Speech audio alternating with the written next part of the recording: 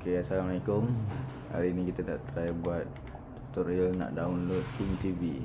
Kita guna downloader. Kat sini kita boleh type kod dia. Kod King TV dia boleh pakai nombor 466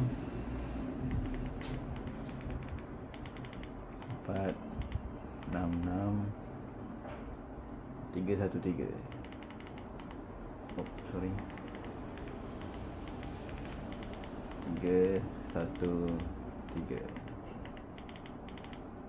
Okey.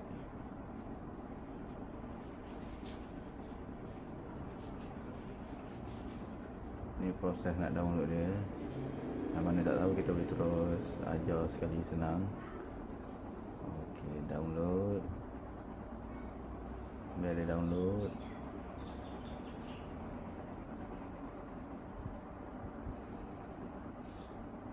Nanti saya upload dekat YouTube. Korang boleh tengok layan YouTube.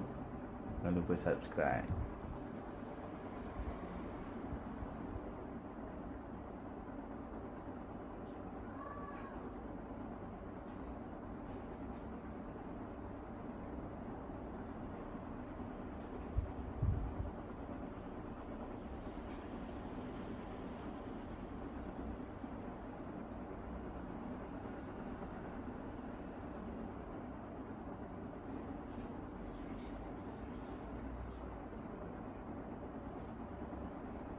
Dia akan pop up macam ni. Kita pergi setting. Kita tick semua ni. Okey. Kita masuk balik sini. Kita tengok dalam file ni. Okey, ada King TV. Kita install.